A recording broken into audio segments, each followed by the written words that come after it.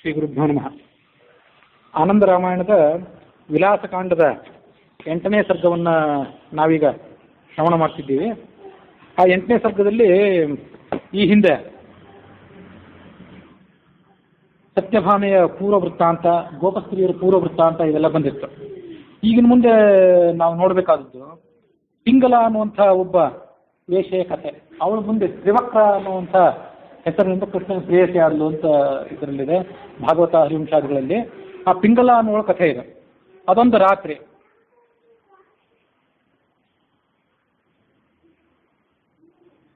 ಸೀತೆಯ ಜೊತೆಗೆ ಒಂದು ದಿವ್ಯವಾದಂಥ ಪರ್ಯಂಕದಲ್ಲಿ ರಾಮ ಮಲಗಿಕೊಂಡಿದ್ದ. ಆವಾಗ ಆ ಪಿಂಗಲ ಅನ್ನುವಂಥವಳು ವೇಷಿ ಅಲ್ಲಿಗೆ ಬಂದಳು. ಅವಳು ತನ್ನ ಕಾಲು ಹಾಕ್ಕೊಂಡಿರ್ತಕ್ಕಂಥ ಗೆಜ್ಜೆ, ಕಂಕಣ ಇತ್ಯಾದಿಗಳನ್ನೆಲ್ಲ ಹೊರಗೆ ತೆಗೆದಿತ್ತು. ಆ ಕಡೆ ಈ ಕಡೆ ನೋಡ್ತಾ ರಾಮನ ಸಮೀಪಕ್ಕೆ ಬಂದಳು. ಸೀತೆ ಎದ್ದು ಬಿಡ್ತಾಳೇನೋ, ಸೀತೆ ನೋಡಿ ಬಿಡ್ತಾಳೇನೋ ನನ್ನನ್ನು ಅಂತ ಭಯ ಬೇರೆ ಅವಳಿಗೆ. ಅಜ್ಞಾತ ದ್ವಾರಪಾಲ ಇತ್ತ. ದ್ವಾರಪಾಲಕರಿಗೂ ಕೂಡ ಅವಳು ಬಂದದ್ದು ಗೊತ್ತಾಗಲಿಲ್ಲ. ಸ್ವಕರೇಣ ಪದಸ್ಪರ್ಶಂ ಕೃತ್ವ ರಾಮಂ ಪ್ರಬೋಧಯ. ರಾಮನ ಶರೀರ ಕಾಲನ್ನು ಮುಟ್ಟಿದ ಕೂಡಲೇ ಆತ ಹೇಳಬೇಕಾಯ್ತು. ರಾಮ ಎದ್ದು ಮುಂದೆ ನಿಂತಂಥ ಅವಳನ್ನು ನೋಡಿದ. ಅವನ ಕಾಲನ್ನು ಗಟ್ಟಿಯಾಗಿ ಇಟ್ಕೊಂಡು ಬಿಟ್ಟಿದ್ಲು ಅವಳು. ರಾಮನೇ, ನಾನು ನಿನ್ನ ವಿಷಯದಲ್ಲಿ ಅಪರಾಧ ಮಾಡಿದ್ದೇನೆ, ನನಗೆ ಕೃಪೆ ಮಾಡುವ, ನನ್ನನ್ನು ಸ್ವೀಕಾರ ಮಾಡುವಂತ ಅವಳು ಕೇಳ್ಕೊಂಡ್ಳು. ಆಗ ಅವನು ಹೇಳಿದ, ನಾನು ಈಗ ಏಕಪತ್ನಿ ವ್ರತಸ್ಥ, ಈಗ ನಿನ್ನ ಅಪೇಕ್ಷೆಯನ್ನು ಪೂರೈಸಲಾರೆ. ಮುಂದೆ ಮಥುರಾ ಗ್ರಾಮದಲ್ಲಿ ಶ್ರೀಕೃಷ್ಣ ರೂಪದಿಂದ ನಾನು ಬಂದಾಗ ನನ್ನ ಮಾವನ ಅಂತ ಕಂಸನನ್ನ ಹತ್ಯೆ ಮಾಡ್ತೇನೆ. ಅಲ್ಲಿ ಬಂದಾಗ ನೀನು ಕುಬ್ಜ ಅನ್ನೋ ರೂಪದಿಂದ ಬಂದು ಹುಟ್ಟಿರ್ತಿ. ನಿನ್ನನ್ನು ನಾನು ದಾಸಿಯ ರೂಪದಿಂದ ಆವಾಗ ಸ್ವೀಕಾರ ಮಾಡ್ತೇನೆ. ನೀನು ಈಗ ನಿನ್ನ ಆಯುಷ್ಯವನ್ನು ಪೂರ್ಣಗೊಳಿಸಿ ಆಯುಷ್ಯ ಮುಗಿದ ಮೇಲೆ ಶರೀರವನ್ನು ಪರಿತ್ಯಾಗ ಮಾಡು. ದದಾ ವಾಜ್ಞಾಂ ಭಯ ಸ್ತ್ರೀಯ. ಹೀಗೆ ಹೇಳಿ ಅವನು ಕಳಿಸ್ಕೊಟ್ಬಿಟ್ಟ.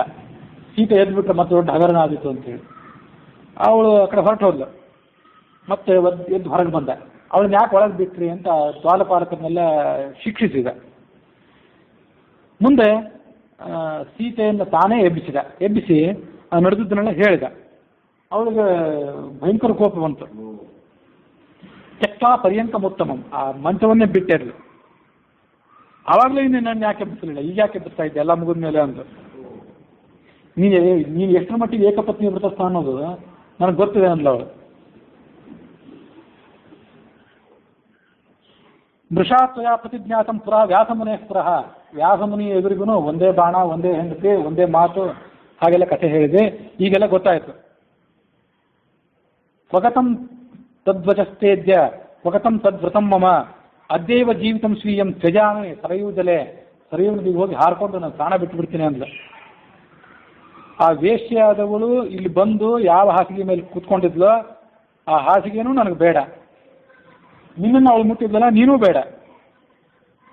ವೇಶ್ಯಾಸಕ್ತಂ ಸ್ವಾಮಿನಂ ತ್ವಾಂ ದೃಷ್ಟ ದ್ವೇಷೋ ಭವೇತ್ವಯಿ. ನಾನು ಸತ್ತು ಹೋಗಿಬಿಡ್ತೇನೆ. ನಾನು ಸತ್ತು ಹೋದ್ಮೇಲೆ ನೀನು ವೇಶ್ಯ ಜೊತೆಗೆ ಸಂತೋಷದಿಂದಿರು. ಇಂಥ ಪಾಪ ಮಾಡಿದ್ದಕ್ಕಾಗಿ ನಿನ್ನ ರಾಜ್ಯನೂ ಸ್ಥಿರವಾಗಿರೋದಿಲ್ಲ. ಅವನು ಏನೇನು ಬೇಕಲ್ಲ ಬೈದ್ಲು. ನದಿ ಕಡೆ ಹೊರಟು ಬಿಟ್ಲು ಅವಳು. ದೇಹತ್ಯಾಗಾರ್ಥ ಮುದ್ಯತ. ರಾಮ ಅವಳನ್ನು ಹಿಂಬಾಲಿಸಿ ಹೊರಟ. ಸಂಭ್ರಮ ಜಾನಕಿಯಂ ಧೃತ್ವ ಭುಜಾಭ್ಯಾಂ ಸೈಕತೆ ಜಲೆ. ಆ ಮರಳಿನ ನೆಲ ಏನಿತ್ತು ಅಲ್ಲೇ ಅವಳನ್ನು ಗಟ್ಟಿಯಾಗಿ ಹಿಡ್ಕೊಂಡು ಅವಳಿಗೆ ಹೇಳಿದ, ನನ್ನ ಮಾತನ್ನು ಕೇಳು, ನಾನು ಪ್ರತಿಜ್ಞೆ ಮಾಡಿ ಹೇಳ್ತೇನೆ, ನನ್ನಲ್ಲಿ ಯಾವುದೇ ದೋಷವಿಲ್ಲ, ನಾನೇನು ತಪ್ಪು ಮಾಡಿಲ್ಲ ಅಂತ ಅನ್ನೋದನ್ನು. ವದ ಶೀಘ್ರಂ ಜನಕತೆ ಮಾ ಕ್ರೋಧಂ ಭಜ ಭಾಮಿನಿ ಇತಿ ರಾಮವಚ ಶ್ರುತ್ವ ಜಾನಕಿ ಪ್ರಾಹ ರಾಘವಂ. ಪ್ರತಿಜ್ಞೆ ಮಾಡ್ತಿಲ್ಲ, ಮಾಡಿ ಹಾಗಾದ್ರೆ ಆಗಲಿ. ಏನು ಪ್ರತಿಜ್ಞೆ ಮಾಡಬೇಕು? ಯಾವುದ್ರ ಮೇಲೆ ಒಂದು ಶಪಥ ಮಾಡಬೇಕಲ್ಲ. ಅಗ್ನಿಯನ್ನು ಮುಟ್ಟಿಯೋ, ಆಕಾಶವೋ, ಭೂಮಿಯೋ, ಪರಮಾತ್ಮನೋ, ಯಾವುದೋ ಒಂದು ಹೆಸರಲ್ಲಿ ಪ್ರತಿಜ್ಞೆ ಮಾಡಬೇಕಲ್ಲ. ಏನು ಮಾಡ್ತಿ? ಬೆಂಕಿಯನ್ನು ಮುಟ್ಟಿ ಮಾಡಬೇಕು ಅಂದರೆ ಬೆಂಕಿ ನಿನ್ನ ಬಾಯಲ್ಲೇ ಇದೆ. ಸಕಲ ಭೂತಗಳನ್ನು ನಿನ್ನ ಹೊಟ್ಟೆಯಲ್ಲಿ ಇಟ್ಕೊಂಡವನು ನೀನು. ಚಂದ್ರ ಸೂರ್ಯರ ಬಗ್ಗೆ ಪ್ರತಿಜ್ಞೆ ಮಾಡಬೇಕು, ಅವರೇ ಸಾಕ್ಷಿಗಳು ಅಂತ ಹೇಳಬೇಕು ಅಂದರೆ ಅವ್ರು ನಿನ್ನ ಕಣ್ಣಲ್ಲೇ ಇದ್ದಾರೆ. ಸಮುದ್ರವನ್ನ ಮುಟ್ಟಿ ಪ್ರತಿಜ್ಞೆ ಮಾಡಬೇಕು ಅಂದರೆ ಆ ಸಮುದ್ರದಲ್ಲೇ ನೀನು ವಾಸ ಮಾಡ್ತಿ. ಪೃಥ್ವಿ, ಈ ಭೂಮಿಯ ಬಗ್ಗೆ ಶಪಥ ಮಾಡಬೇಕು ಅಂತಂದ್ರೆ ಅವಳನ್ನು ನೀನೇ ವರಾಹ ರೂಪದಿಂದ ಎತ್ತಿ ಹಿಡಿದಿದ್ದಿ. ಶೇಷ ನಿನ್ನ ತಲ್ಪ.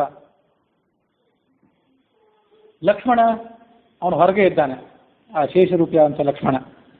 ಶಾಸ್ತ್ರ ಭಗವದ್ಗೀತೆನೇ ಪ್ರಮಾಣ, ಮಹಾಭಾರತವೇ ಪ್ರಮಾಣ, ವೇದವೇ ಪ್ರಮಾಣ ಅಂತ ಏನಾದ್ರು ಹೇಳ್ತಾರಲ್ಲ ಕೆಲವೊಮ್ಮೆ. ಹಾಗೆ ಶಾಸ್ತ್ರದ ಮೇಲೆ ಪ್ರಮಾಣ ಹೇಳಬೇಕು ಅಂತಂದ್ರೆ ಶಾಸ್ತ್ರಾಣಿ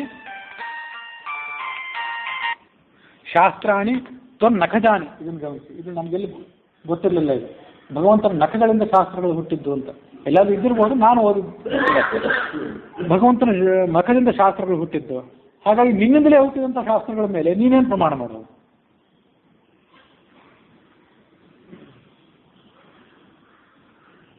ಯದ್ಯತ್ ಪಶ್ಯಾಮಿ ತತ್ಸರ್ವಂ ತವ ರೂಪಂ ನ ಸಂಶಯ. ಬೇರೆ ಯಾವ್ದಾದ್ರು ನೋಡೋಣ ಅಂದರೆ ಜಗತ್ತಿನಲ್ಲಿ ಏನಿದೆ ಅದೆಲ್ಲ ನಿನ್ನ ಮಯವೇ, ನೀನೇ ಎಲ್ಲ ಕಡೆ ಇದ್ದಿ. ಹಾಗಾಗಿ ಏನು ನನಗೆ ವಿಶ್ವಾಸ ಬರಬೇಕು? ಗುರುಗಳನ್ನು ಕರೆಸು, ಇನ್ನೊಬ್ಬರ ಮೇಲೆ ವಿಶ್ವಾಸ ಇದೆ ನನಗೆ, ವಸಿಷ್ಠರನ್ನು ಕರೆಸು, ಅವ್ರ ಎದುರಿಗೆ ಪ್ರತಿಜ್ಞೆ ಮಾಡು ಅಂದ.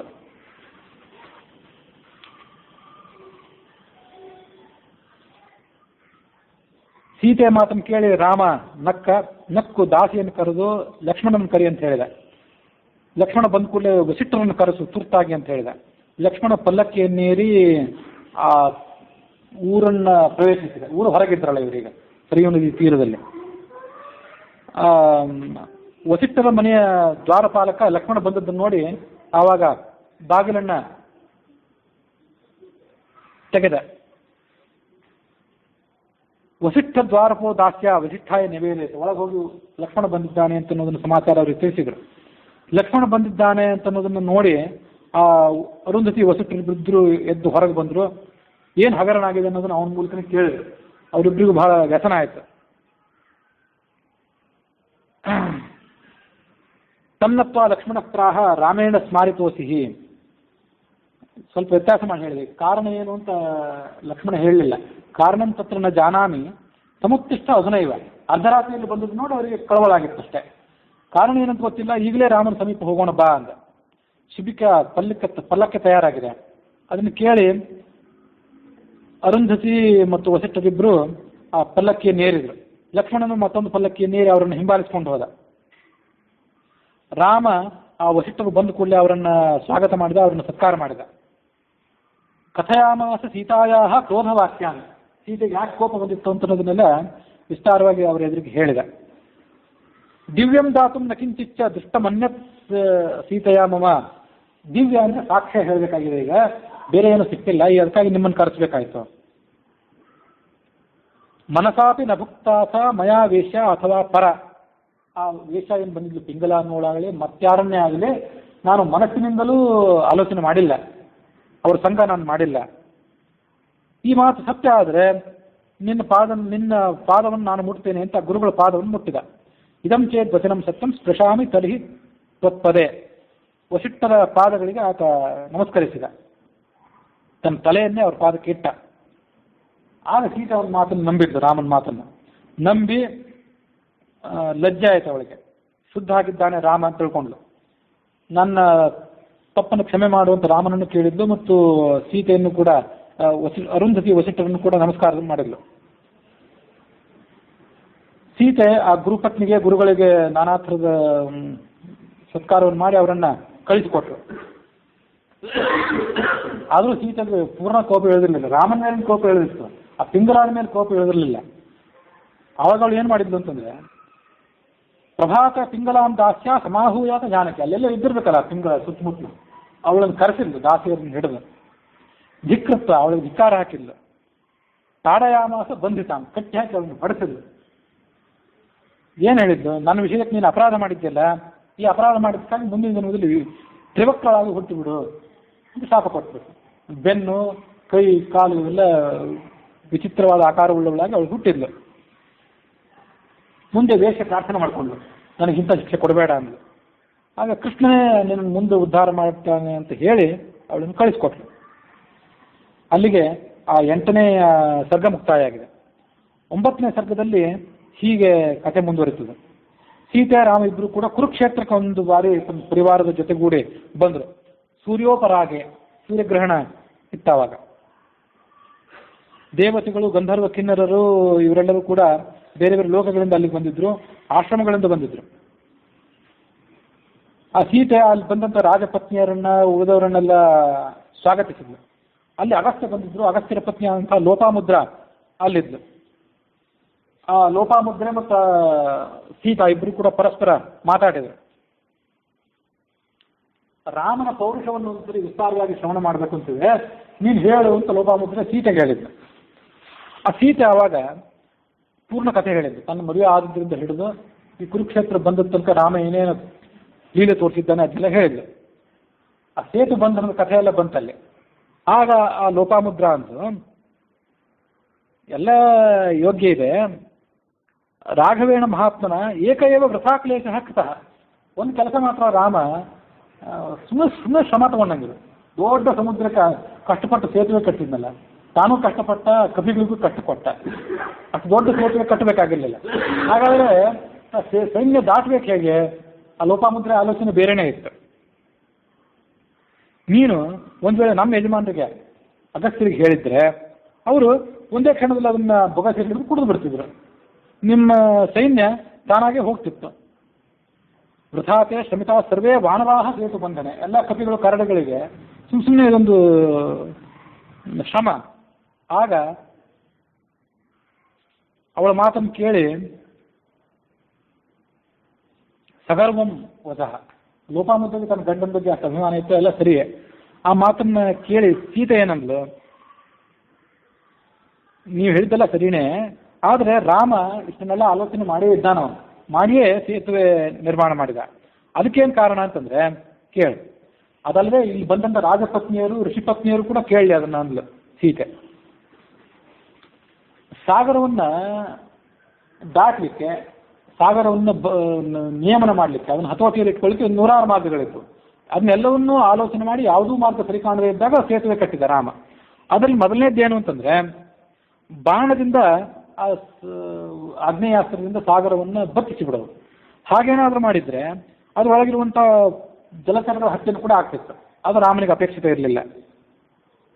ಇನ್ನು ಉಲ್ಲಂಘನೀಯ, ಹಾರ್ಬೋದಿತ್ತಲ್ಲ ಅದನ್ನು. ಆಗ ಹಾರಿಕೊಂಡು ಆ ಸಮುದ್ರವನ್ನು ಒಂದು ವೇಳೆ ಹಾರಿಕೊಂಡು ಹೋಗಿದ್ರೆ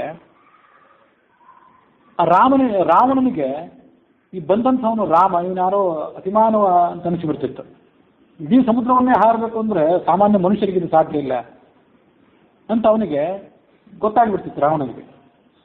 ಅದೇನು ವಿಷಯ ಅಲ್ಲಿ ಅಂತಂದ್ರೆ ಕೊನೆ ತನಕ ಆ ರಾವಣನಿಗೆ ಈ ಬಂದಂಥವನು, ನನ್ನ ಎದುರಿಗಿದ್ದಂಥವನು ಕ್ಷುದ್ರ ಮಾನವ, ಈತ ನನ್ನನ್ನು ಕೊಲ್ಲಲಾರ ಅನ್ನುವಂಥ ಭ್ರಮೆಯಲ್ಲೇ ಇದ್ದ ಅವನು ಕೊನೆ ತನಕ. ಅದೇ ಭ್ರಮೆ, ಅದೇ ದುರಹಂಕಾರ ಅವನಿಗೆ. ಅದೇ ಅವನ ಸಾವಿಗೆ ಕಾರಣ ಆಯ್ತು ಕೊನೆಗೆ. ಅದಕ್ಕಾಗಿ ಸಾಗರವನ್ನು ಹಾರಿಕೊಂಡು ರಾಮ ಬಂದಿದ್ರೆ ಬಂದಂಥವನು ಅತಿಮಾನವ ಅಂತ ರಾವಣನಿಗೆ ಗೊತ್ತಾಗ್ಬಿಡ್ತಿತ್ತು. ಅದು ಅವನಿಗೆ ಗೊತ್ತಾಗಬಾರ್ದಾಗಿತ್ತು. ಅದಕ್ಕಾಗಿ ಈ ವಿಷಯ. ಇನ್ನು ಬೇಡ, ರಾಮ ತಾನು ದಾಟೋದು ಬೇಡ, ಹನುಮಂತನ ಬೆನ್ನೇರಿ ಬರ್ಬೋದಿತ್ತಲ್ಲ ಅಂದ್ರೆ ಈ ರಾಮನ ಪೌರುಷ ಎಂಥದ್ದು, ನನಗೆ ಹಾರ್ಲಿಕ್ಕಾಗಲಿಲ್ಲ, ಹನುಮಂತನ ಬೆನ್ನೇರಿ ಹಾರಿಲ್ಲ ಅಂತ ಆಗ್ತಿತ್ತು.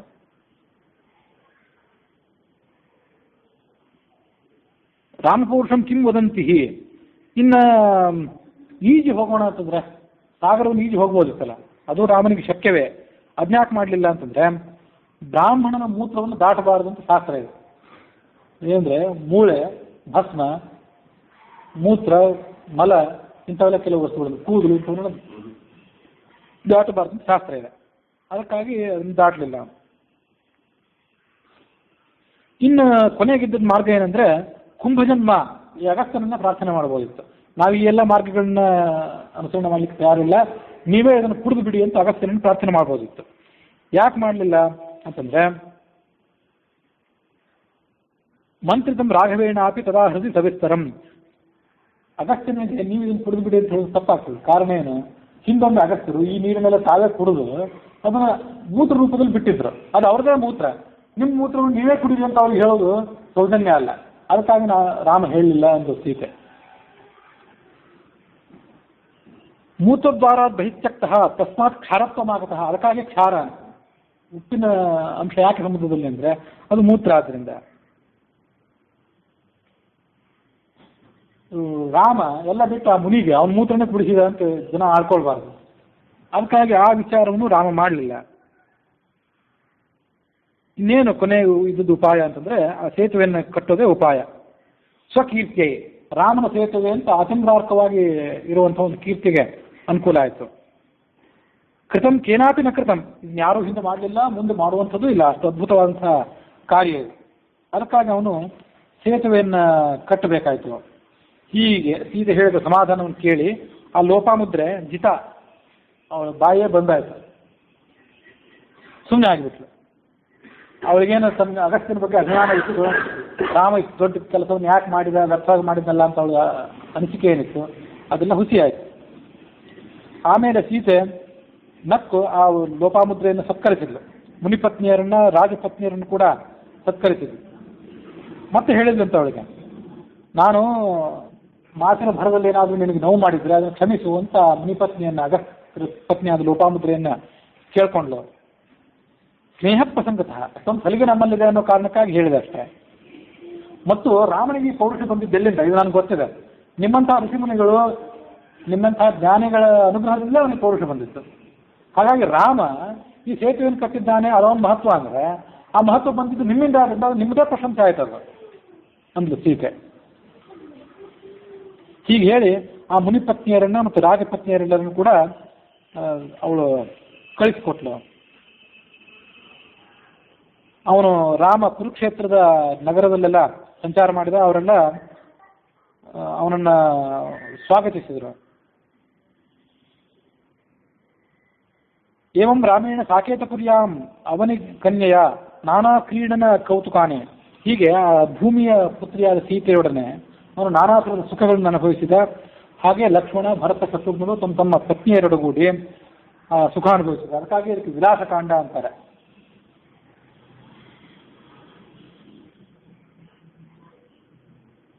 ರಾಮ ರಾಜ್ಯವನ್ನು ಆಳ್ತಿದ್ದಾಗ ಪರಸ್ತ್ರೀ ಲಂಪಟನಾದವನು, ವೇಶ್ಯಾಗಾಮಿಯಾದವನು, ಯಾರೋ ಮಾದಕ ವಸ್ತುಗಳನ್ನು ಸ್ವೀಕಾರ ಮಾಡುವಂಥವನು, ಇಂಥವ್ರು ಯಾರೂ ಇರಲಿಲ್ಲ. ಎಲ್ಲರೂ ಸದಾಚಾರಿಗಳಾಗಿದ್ದರು, ದರಿದ್ರರಿರಲಿಲ್ಲ, ರೋಗಿಗಳಿರಲಿಲ್ಲ, ಚಿಂತಾಗ್ರಸ್ತರಾದವರು ಇರಲಿಲ್ಲ, ಕಳ್ಳರಿರಲಿಲ್ಲ, ಹಿಂಸಕರಿರಲಿಲ್ಲ. ಹೀಗೆ ನಾನು ನಿನಗೆ ವಿಲಾಸಕಾಂಡದ ಕಥೆಯನ್ನು ಹೇಳಿದೆ ಅಂದರು ಆ ಗುರುಗಳು ಶಿಷ್ಯನಿಗೆ. ಈ ವಿಲಾಸಕಾಂಡವನ್ನು ಯಾರು ಪ್ರಾತಃ ಕಾಲದಲ್ಲಿ ಮತ್ತು ಮಧ್ಯಾಹ್ನ ಕಾಲದಲ್ಲಿ ಮತ್ತು ರಾತ್ರಿ ಕಾಲದಲ್ಲಿ ರಾಮನ ಸನ್ನಿಧಾನದಲ್ಲಿ ಪಠಣ ಮಾಡಬೇಕು ಇದನ್ನು. ಹಾಗೆ ಯಾರು ಮಾಡ್ತಾನಲ್ಲ ಅವನು ಸಾಕ್ಷಾತ್ ರಾಮನ ಸ್ವರೂಪಿಯಾದವನೇ, ರಾಮನ ಭಕ್ತನೇ ಆಗ್ತಾನೆ. ಅವನು ವಿಲಾಸಕಾಂಡದ ಈ ಪಠಣದಿಂದ ಧನವನ್ನು ಪಡ್ಕೊಳ್ತಾನೆ, ಭೋಗಗಳನ್ನು ಪಡ್ಕೊಳ್ತಾನೆ, ಭೋಗಾರ್ಥಿ ಆದವನು ಭೋಗಗಳನ್ನು ಪಡ್ಕೊಳ್ತಾನೆ, ಪುತ್ರಾರ್ಥಿ ಆದವನು ಪುತ್ರರನ್ನ. ಯಾರು ಇದನ್ನು ಶ್ರವಣ ಮಾಡ್ತಾರೆ, ಶ್ರವಣ ಮಾಡಿಸ್ತಾರೆ, ಅವರು ಕೂಡ ಎಲ್ಲ ಥರದ ಅಪೇಕ್ಷೆಗಳನ್ನು ಪಡ್ಕೊಳ್ತಾರೆ, ಪಾಪಗಳನ್ನು ಕಳ್ಕೊಳ್ತಾರೆ. ಶ್ರುತಿ ಸೌಖ್ಯದಂ, ರಾಮನ ಲೀಲೆಗಳನ್ನು ವರ್ಣನೆ ಮಾಡುವುದರಿಂದ ಇದು ಕಿವಿಗೆ ಮನೋಹರವಾದದ್ದು. ಧರ್ಮಾರ್ಥಿ ಆದವನು ಧರ್ಮವನ್ನ, ಧನಾರ್ಥಿ ಆದವನು ಧನವನ್ನ, ಕಾಮಾರ್ಥಿ ಆದವನು ಕಾಮವನ್ನ, ಮೋಕ್ಷಾರ್ಥಿ ಆದವನು ಮೋಕ್ಷವನ್ನು ಪಡ್ಕೊಳ್ತಾನೆ. ಇಲ್ಲಿ ಇನ್ನೊಂದು ವಿಧಾನ ಇದೆ, ಪುತ್ರವನ್ನು ಪಡ್ಕೊಳ್ಬೇಕು ಅಂತಿದ್ರಿ ಹೇಗೆ ಅಂತ. ನಿಶಾಯಾಮ್ ಮಂಚಕೆಯ ಸ್ಥಿತ್ವ, ರಾತ್ರಿ ಹೊತ್ತು ಮಾಡಬೇಕಾದ್ರು. ಹೇಗೆಂದ್ರೆ ಮಂಚಕದ ಮೇಲೆ ನಿಮ್ಮ ಪತ್ನಿಯರ ಒಡಗೂಡಿ ಕೂತ್ಕೊಂಡು ವಿಲಾಸಕಾಂಡವನ್ನು ಪಠನ ಮಾಡಿದರೆ, 6 ತಿಂಗಳ ಕಾಲ ಪಠನ ಮಾಡಿದರೆ ಮಕ್ಕಳನ್ನು ಪಡ್ಕೊಳ್ತೀರಿ. ಅಥವಾ ಇನ್ನೊಂದು ಮಾರ್ಗ ಇದೆ, ಒಂದು ಮಂಚದಲ್ಲಿ ವ್ಯಾಸಂ ನೋಡಿ, ಅಥವಾ ಮಂಚಕ್ಕೆ ವ್ಯಾಸಂ ಸನ್ನಿವೇಶಾರ್ಥ ತತ್ಪುರಃ, ಮಂಚದಲ್ಲಿ ವ್ಯಾಸವನ್ನು ಕೂಡಿಸ್ಬೇಕು. ವ್ಯಾಸ ಅಂದರೆ ವೇದವ್ಯಾಸ ಅಲ್ಲ, ಆ ಪುರಾಣವನ್ನು ವಾಚನ ಮಾಡುವಂಥ ಪಂಡಿತ, ಅವನನ್ನು ಕೂಡಿಸ್ಬೇಕು. ಅವನು ಎದುರಿಗೆ ಮತ್ತೊಂದು ಮಂಚವನ್ನು ಹಾಕಿ ನೀವು ಮತ್ತು ನಿಮ್ಮ ಪತ್ನಿ ಕೂತ್ಕೊಳ್ಬೇಕು. ಈ ವಿಲಾಸ ಕಾಂಡ ಅಂತನ್ನೋದನ್ನು ಅವನ ಮೂಲಕ ಶ್ರವಣ ಮಾಡಬೇಕು. ಅದನ್ನು ಮಾಡಿದ್ರೆ ಏತತ್ ಕಾಂಡಂ ಪವಿತ್ರಂಚ ನವಮಾಸಾನ್ ಪುನಃ ಪುನಃ, 9 ತಿಂಗಳ ಕಾಲ ಹೀಗೆ ಅವನು ಶ್ರವಣ ಮಾಡಿದರೆ ಅಪುತ್ರನಾದವನು ಪುತ್ರನನ್ನು ಪಡ್ಕೊಳ್ತಾನೆ. ಒಂದು ವಿಷಯ ಗಮನಿಸಬೇಕೇನಂತಂದ್ರೆ, ಪುತ್ರರನ್ನು ಪಡ್ಕೊಳ್ಬೇಕು ಅಂತಿದ್ದವರು ಮಾತ್ರ ಮಂಚದ ಮೇಲೆ ಕೂತ್ಕೊಳ್ಬೇಕು. ಉಳಿದ ಸಮಯದಲ್ಲಿ ನೀವು ಮಂಚದ ಮೇಲೆ ಕೂತ್ಕೊಂಡು ಶ್ರವಣ ಮಾಡೋದು ಇದು ಈ ಶ್ರವಣಕ್ಕೂ ವಿಧಾನ ಅಲ್ಲ, ಬೇರೆ ಯಾವುದಕ್ಕೂ ಅಲ್ಲ. ಎಲ್ಲ ಪುರಾಣ, ಪ್ರವಚನ, ಹರಿಕಥೆ ಇತ್ಯಾದಿ ಎಲ್ಲವನ್ನೂ ಕೂಡ ವಿನೀತನಾಗಿ ಆ ಪ್ರವಚನ ಮಾಡುವಂಥ ಪಂಡಿತನ ಎದುರಿಗೆ ಯೋಗ್ಯವಾದಂತಹ ಆಸನದಲ್ಲಿ ಕೂತ್ಕೊಂಡೆ ಅದನ್ನು ಶ್ರವಣ ಮಾಡಬೇಕು. ಮಂಚದ ಮೇಲೆ ಕೂತ್ಕೊಂಡು ಅಸಡ್ಡೆಯಿಂದ ಮಾಡುವವನಿಗೆ ಏನೇನು ದುಷ್ಫಲ ಆಗ್ತದೆ ಅಂತ ಅನ್ನೋದನ್ನೆಲ್ಲ ಹರಿವಂಶದ ಮಹಾತ್ಮದಲ್ಲಿ ನಾವು ಶ್ರವಣ ಮಾಡಿದ್ವಿ ಆವಾಗಲೇ. ಇದೊಂದು ಮಾತ್ರ, ಪುತ್ರಾರ್ಥಿ ಆದವನು ಮಾತ್ರ ಮಂಚದ ಮೇಲೆ ಕೂತ್ಕೊಂಡು ಕೇಳಬೇಕು ಅಂತ ವಿಧಾನ. ಶ್ರೋತವ್ಯಂ ನಾಣ್ಯ ಕಾಮೇಶು, ಈ ವಿಲಾಸಕಾಂಡವನ್ನು ಶ್ರೀಕಾಮಾದ್ಯ ಪಠೇನ್ನರಹ, ಮದುವೆ ಆಗಬೇಕು ಅಂತಿದ್ದಂಥ ಪುರುಷ ಅವನದನ್ನು ಪಠನ ಮಾಡಿದರೆ 9 ತಿಂಗಳ ಒಳಗೆ ಅವನು ಪತ್ನಿಯನ್ನು ಪಡ್ಕೊಳ್ತಾನೆ. ಕುಮಾರಿ ಶೃಣುಯಾದೇತತ್ ಪತ್ಯರ್ಥಂ ಕಾಂಡಮುತ್ತಮಂ, ಮದುವೆ ಆಗಬೇಕು ಅಂತಿದ್ದಂಥ ಸ್ತ್ರೀಯೂ ಕೂಡ ಇದನ್ನು ಶ್ರವಣ ಮಾಡಿದರೆ ಪತಿಯನ್ನು ಪಡ್ಕೊಳ್ತಾಳೆ. 6 ತಿಂಗಳ ಒಳಗೆ ಅವಳು ಪತಿಯನ್ನು ಪಡ್ಕೊಳ್ತಾಳೆ. ಹೀಗೆ ಎಲ್ಲ ಸ್ತ್ರೀಯರು ಇದನ್ನ ಶ್ರವಣ ಮಾಡೋದ್ರ ಮೂಲಕ ಎಲ್ಲ ಥರದ ಸೌಭಾಗ್ಯ, ಕೌಟುಂಬಿಕ ಸೌಖ್ಯ ಇತ್ಯಾದಿಗಳೆಲ್ಲವನ್ನು ಕೂಡ ಅವರು ಪಡ್ಕೊಳ್ತಾರೆ. ಮತ್ತು ಸಾಮಾನ್ಯವಾಗಿ ಎಲ್ಲರೂ ಕೂಡ ಪಾಪದ ಮೂಟೆ ಏನು ನಮ್ಮನ್ನು ಬೆನ್ನು ಹತ್ತಿರ್ತದೆ, ಆ ಥರದ ಎಲ್ಲ ಪಾಪಗಳನ್ನು ಕೂಡ ಅವರು ಕಳ್ಕೊತಾರೆ ಅಂತನ್ನುವಲ್ಲಿಗೆ ಆ ಆನಂದ ರಾಮಾಯಣದ ವಿಲಾಸಕಾಂಡ ಅಲ್ಲಿಗೆ ಮುಕ್ತಾಯವನ್ನು ಕಂಡಿದೆ.